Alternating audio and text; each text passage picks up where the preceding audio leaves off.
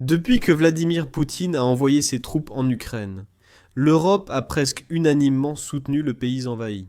Des milliards de dollars d'aide, des assurances constantes de soutien continu, et même des hommes politiques européens, aidant le président ukrainien Volodymyr Zelensky à faire face aux turbulences politiques, ont tous souligné l'engagement collectif de l'Europe envers l'Ukraine. Et maintenant, nous connaissons peut-être l'une des raisons pour lesquelles l'Europe mise tout sur la victoire de l'Ukraine. Ce n'est pas seulement parce que l'Europe pense que Poutine a tort, même si cela en est une grande partie.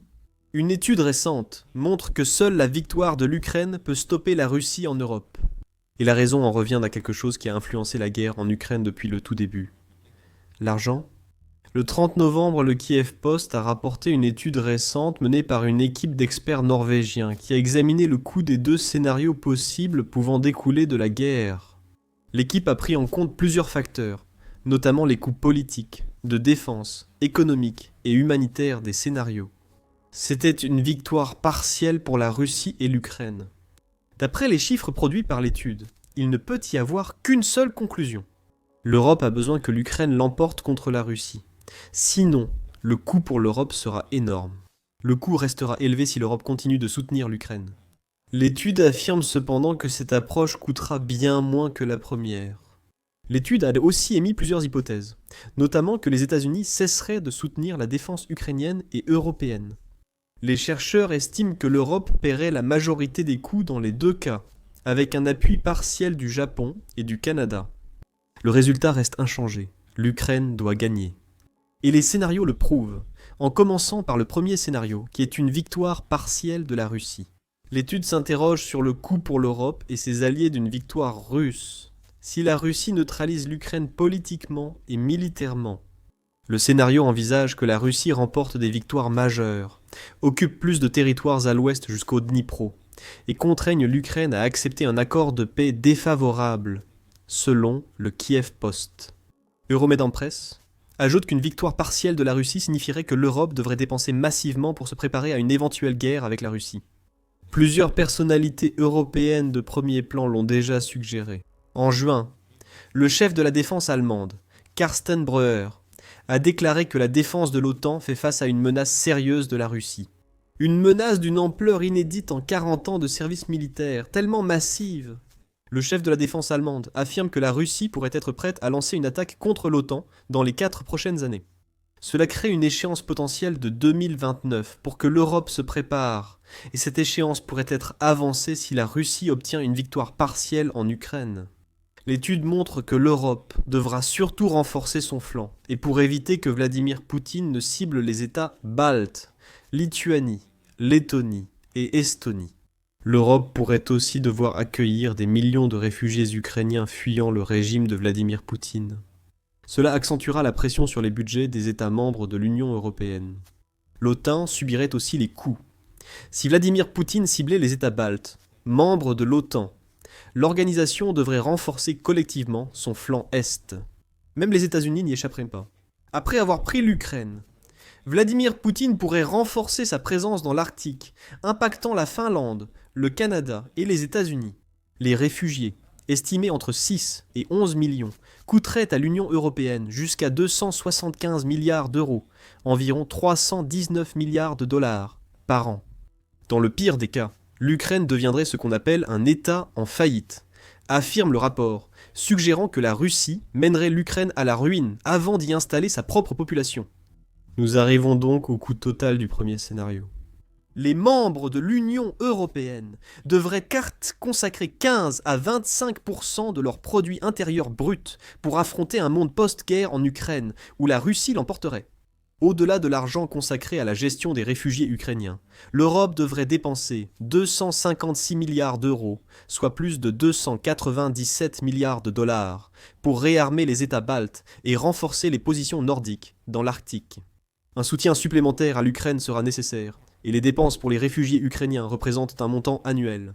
L'étude analyse les 4 années après la fin de la guerre en Ukraine.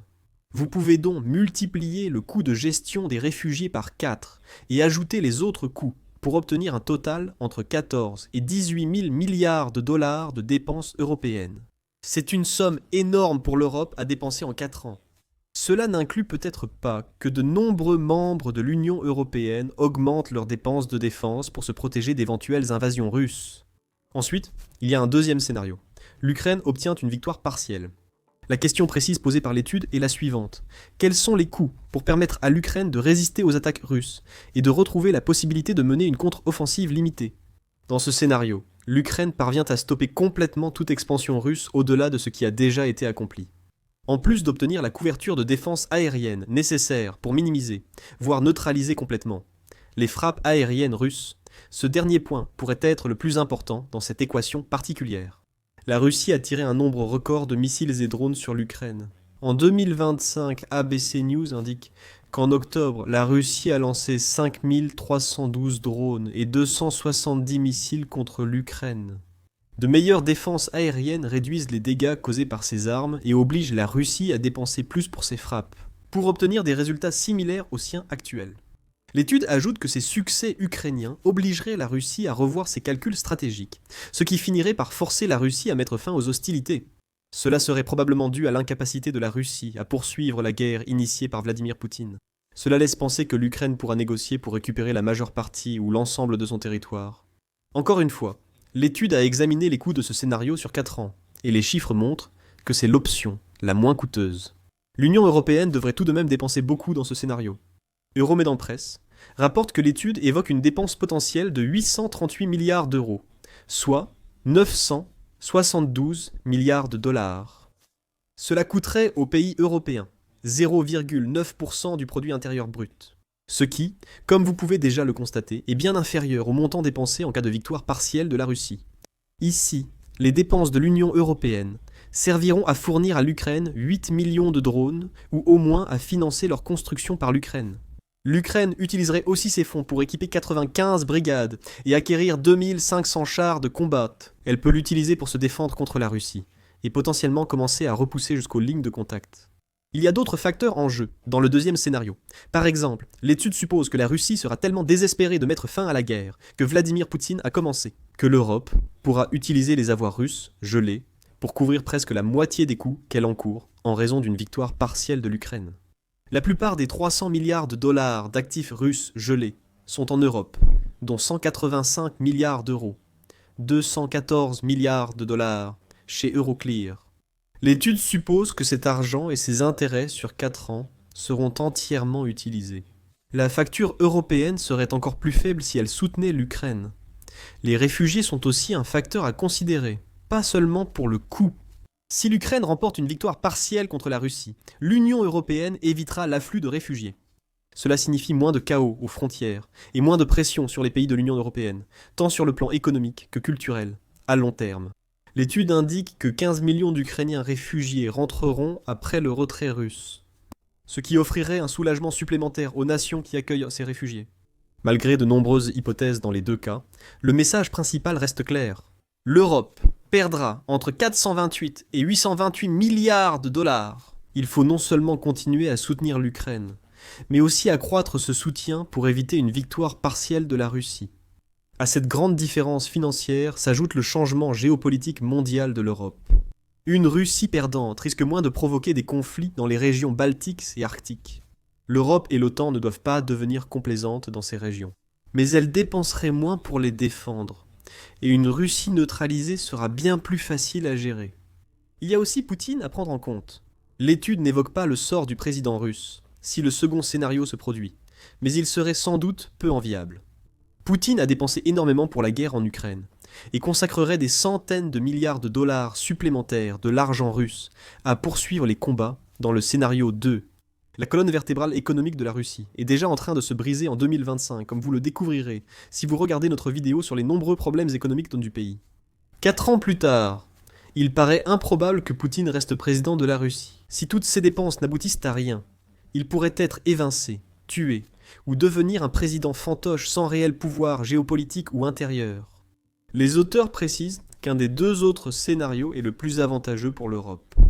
Selon les chercheurs, le deuxième scénario pourrait changer le calcul coût-bénéfice de la Russie et offrir la meilleure voie vers des négociations pour mettre fin à la guerre.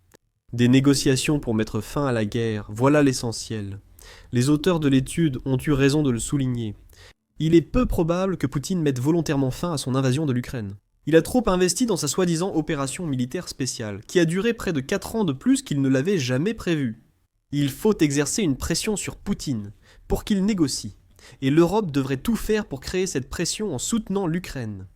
Mais est-ce que l'Europe le fera? C'est une chose à souligner. L'Europe économisera des centaines de milliards de dollars en soutenant l'Ukraine plutôt qu'en laissant la Russie remporter une victoire partielle. Pour l'Europe, il est bien plus difficile de suivre ce conseil et d'atteindre le deuxième scénario, pourtant préférable. Si ce scénario doit se réaliser, l'étude indique que l'Union européenne doit agir vite sur 2 points. Prendre l'initiative dans les pourparlers de paix sur la guerre en Ukraine et trouver un moyen de gérer des États-Unis déconnectés, peut-être en excluant complètement les États-Unis des discussions de paix. Nous allons d'abord traiter la question de prendre l'initiative. Le Parlement européen a lui-même déclaré qu'il est grand temps que l'Europe reprenne l'élan qui anime les négociations de paix aux États-Unis et à la Russie. Dans un article du 27 novembre, le Parlement a rendu compte d'une résolution adoptée par ses membres, affirmant que l'Union européenne devrait faire précisément ce que les chercheurs norvégiens recommandent. Après les récentes initiatives américaines pour la paix, la séance plénière a adopté une résolution par 401 voix pour 70 contre et 90 abstentions. Le Parlement européen a appelé l'Union européenne et ses États membres à montrer leur leadership en ce moment géopolitique clé et à continuer de coopérer avec Washington et d'autres partenaires pour garantir que les négociations de paix respectent le droit international. La salle de presse européenne a développé cette information, notant que plusieurs membres du Parlement européen ou députés européens étaient bien trop en retard sur les événements, concernant le plan de paix en 28 points de l'administration Trump à la fin novembre. En faisant référence à ce plan, le député européen néerlandais, Thijs Ruiten, a déclaré haut et fort que « Encore une fois, nous avons dû réagir dans la panique à un plan très défectueux venu de Moscou. » Reinier van Lanschot a appuyé ses propos, ajoutant que l'Europe a tardé à soutenir l'Ukraine pour éviter une catastrophe.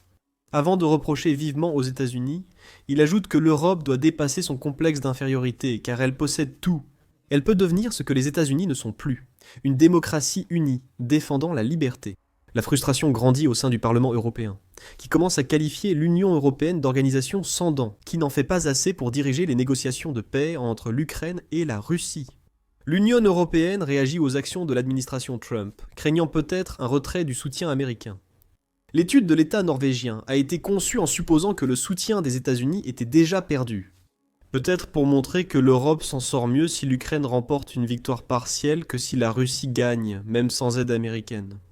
Actuellement, les États-Unis dominent, ce qui pourrait poser problème si l'Europe n'agit pas vite. Le 1er décembre, Zelensky lui-même l'a souligné. L'offre américaine de concessions territoriales à la Russie dans un accord de paix est le point le plus problématique des 28 élaborés par l'administration Trump. Cet accord aurait accordé à la Russie une grande partie de la région du Donbass que Poutine souhaite, en plus d'imposer de sévères restrictions à l'Ukraine. L'Europe a aidé à calmer la situation, mais les États-Unis gardent le contrôle.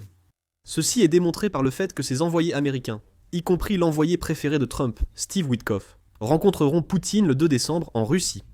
Aucun Européen ne participera à cette réunion. Le Guardian indique que Kaja Kallas, chef de la politique étrangère de l'Union européenne, s'inquiète déjà que la réunion États-Unis-Russie accentue la pression sur l'Ukraine. Ce sera particulièrement le cas si les États-Unis quittent en cette réunion avec l'impression qu'ils doivent donner la priorité à ce que veut Poutine plutôt qu'à ce qui est le mieux pour l'Ukraine. Kallas craint que toute la pression repose sur la victime, l'Ukraine devant faire des concessions lors de cette réunion, peut-être en cours pendant que vous regardez cette vidéo. Alors que, pour parvenir à la paix, nous ne devrions pas perdre de vue cela. C'est en réalité la Russie qui a commencé cette guerre, la Russie qui la poursuit, et la Russie qui vise réellement les civils et les infrastructures civiles chaque jour pour causer le plus de dégâts possible. Cette déclaration ne fait que souligner le problème. L'Europe n'a pas su mener les pourparlers de paix sur l'Ukraine, laissant ce rôle aux États-Unis. C'est une décision étrange, étant donné que c'est l'Europe qui a le plus à perdre si l'Ukraine est neutralisée par ces pourparlers de paix. Ce que l'Europe doit collectivement réaliser, selon les chercheurs norvégiens, c'est que le continent se trouve dans une situation sans issue en ce qui concerne l'aspect financier de la guerre. Elle perd dans les 2 scénarios, mais elle perd beaucoup plus si l'Europe continue à jouer. Suivre le leader, avec les États-Unis qui créent davantage d'opportunités pour que la Russie obtienne sa victoire partielle dans le processus. Voici la 2e recommandation des chercheurs pour l'Europe. À tort ou à raison, les chercheurs norvégiens ont affirmé que l'administration Trump est déconnectée en ce qui concerne la guerre en Ukraine. notamment sur les conséquences à long terme si Poutine obtient la majeure partie de ses exigences dans un accord de paix. Les chercheurs estiment que l'administration Trump est déconnectée des enjeux réels et se trompe souvent dans son analyse, ce qu'il faut pour assurer la stabilité et la sécurité de l'Ukraine et de l'Europe. Les chercheurs norvégiens ne sont pas les seuls à l'affirmer. Dans un article du 24 novembre, paru peu après l'annonce du plan de paix par l'administration Trump, la Conversation estime que le plan montre l'inexpérience et l'irréalisme de l'administration Trump, inapte à gérer une telle situation diplomatique. Le média a interrogé Donald Heflin, ex-diplomate et professeur à la Fletcher School, Université Tufts, sur la situation. Il a jugé cela amateur. Nous avons déjà vu cela auparavant. Avec cette administration, elle met en place beaucoup de personnes très amateurs. Rubio n'en fait pas partie, en poste à des fonctions clés, comme Steve Witkoff, envoyé spécial pour la Russie, l'Ukraine et le Moyen-Orient. Et ils se sont débarrassés de tous les professionnels. Ils en ont soit licencié certains, soit poussé d'autres à partir. Des critiques similaires contre le plan de paix américain sont également venues d'autres endroits, au sein même des États-Unis. The Independent citait Daniel Fried, l'ancien ambassadeur américain en Pologne. Il affirme que le plan initial américain en 28 points était si mauvais qu'il pourrait entraîner une défaite stratégique pour l'Ukraine, l'Europe et le monde libre. Il ajoute que c'est une bonne chose que le plan ait été réécrit. Et il semble maintenant que Trump et son cabinet réalisent que permettre la mise en œuvre d'un tel plan aurait pu représenter la grande défaite de Trump. Mais le fait que le plan ait été publié dans un état aussi pro-russe pourrait soulever la question de savoir pourquoi l'administration américaine actuelle n'a pas compris à quel point cela pouvait être préjudiciable. Une réaction similaire est venue des volontaires américains, qui aident l'Ukraine dans son effort de guerre sur le sol ukrainien. The Guardian rapporte qu'un ex-force spécial, formant et conseillant l'armée ukrainienne depuis l'invasion de Poutine, a qualifié le plan de pure connerie et de trahison de Trump. C'est une déclaration accablante, et cela constitue une preuve circonstancielle que les États-Unis pourraient être aussi déconnectés que l'affirment les chercheurs norvégiens. Dans ce cas, l'Europe doit prendre les devants, non seulement pour montrer sa force considérable mais sous-utilisée, mais aussi pour écarter complètement l'administration Trump de la table des négociations. Cependant, les États-Unis restent en tête des négociations. Des représentants américains ont rencontré une délégation ukrainienne en Floride fin novembre. Le secrétaire d'État américain Marco Rubio a jugé ces discussions productives, mais complexes. Steve Witkoff et son équipe vont à Moscou pendant la réalisation de cette vidéo pour présenter un plan à Poutine. Qui sait ce que donnera cette réunion ? L'Europe, comme c'est si souvent le cas, reste en retrait, attendant de réagir à ce qui va se passer.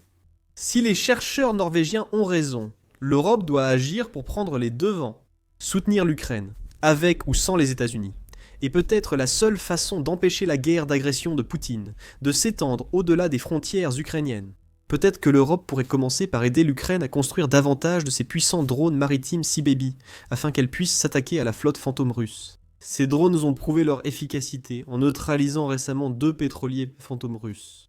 Découvrez pourquoi l'Ukraine veut intensifier ses frappes incroyables dans notre vidéo. Si vous avez aimé cette vidéo, abonnez-vous à The Military Show pour d'autres reportages sur la guerre en Ukraine. Et merci de nous avoir regardés.